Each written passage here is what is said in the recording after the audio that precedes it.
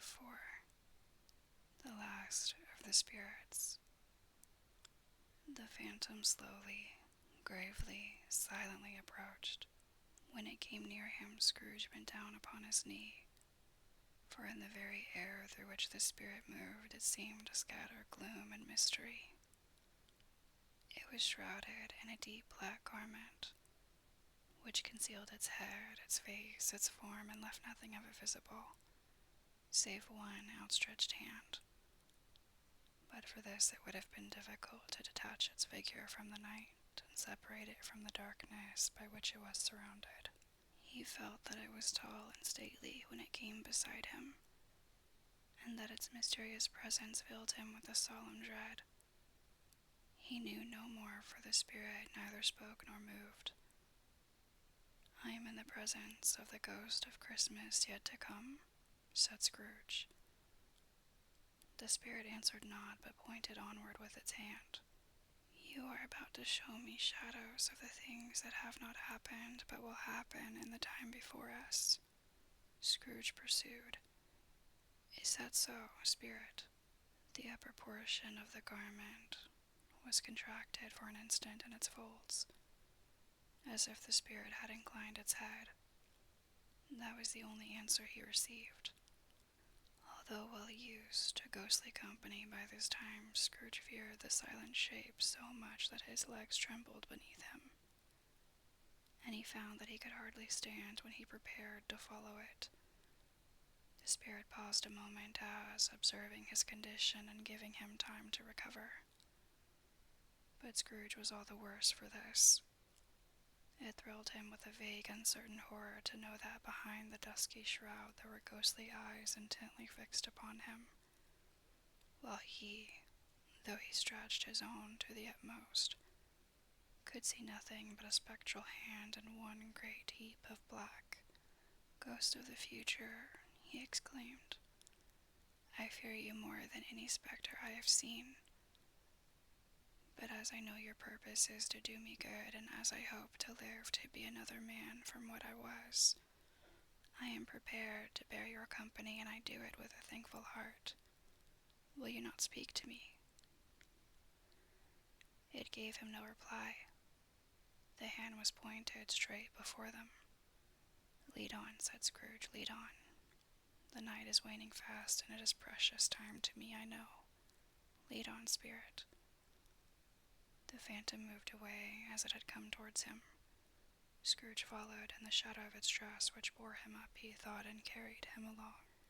They scarcely seemed to enter the city, for the city rather seemed to spring up about them and encompass them of its own act.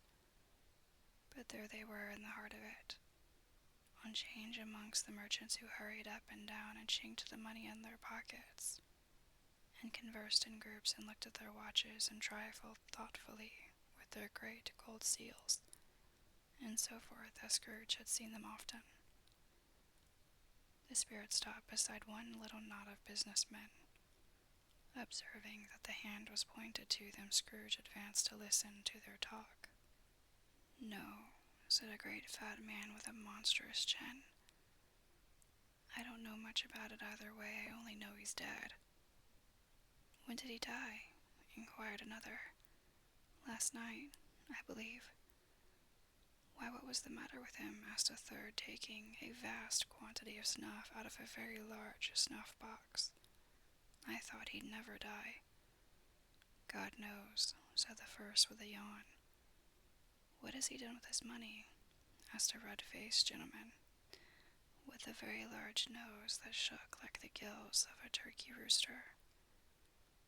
"I haven't heard," said the man with the large chin, yawning again. "Left it to his company, perhaps. He hasn't left it to me, that's all I know." This pleasantry was received with a general laugh. "It's likely to be a very cheap funeral," said the same speaker, "for upon my life, I don't know of anybody to go to it. Suppose we make up a party and volunteer." "I don't mind going, if lunch is provided," observed the gentleman with the very large nose. "But I must be fed, if I make one." Another laugh. "Well, I am the most disinterested among you after all," said the first speaker. for I never wear black gloves and I never eat lunch. But I'll offer to go if anybody else will. When I come to think of it, I'm not at all sure that I wasn't his most particular friend, for we used to stop and speak whenever we met. Bye-bye. Speakers and listeners strolled away and mixed with other groups. Scrooge knew the men and looked towards the spirit for an explanation. The phantom glided on into a street. Its finger pointed to two persons meeting. Scrooge listened again, thinking that the explanation might lie there. He knew these men also perfectly.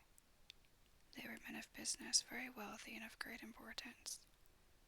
He had made a point always of standing well in their esteem in a business point of view, that is, strictly in a business point of view. "How are you?" said one. "How are you?" returned the other. "Well," said the first, "old Scratch has got his own at last, eh?"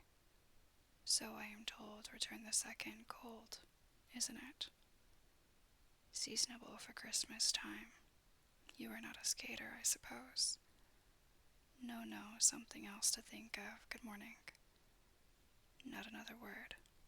That was their meeting, their conversation, and their parting.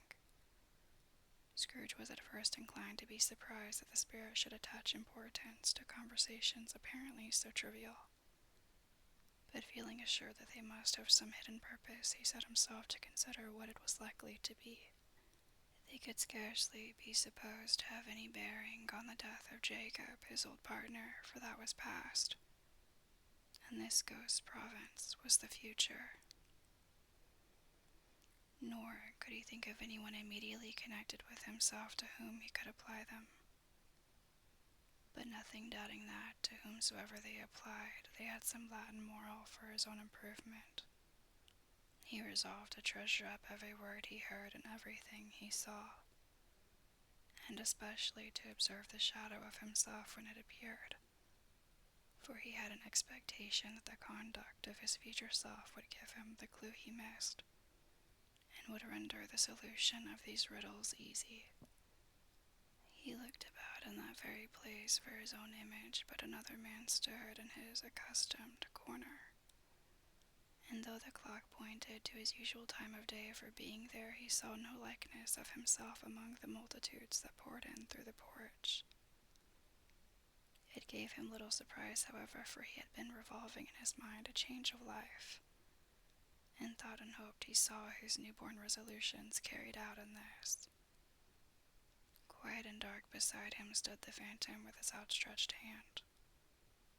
When he roused himself from his thoughtful quest, he fancied from the turn of the hand, and its situation in reference to himself, that the unseen eyes were looking at him keenly.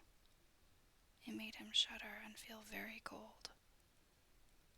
They left the busy scene and went into an obscure part of town where Scrooge had never penetrated before, although he recognized its situation and its bad repute.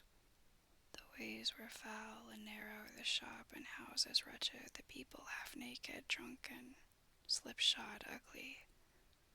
Alleys and archways, like so many cesspools, disgorged their fences of smell and dirt, and life upon the straggling streets, and the whole quarter reeked with crime, with filth, and misery.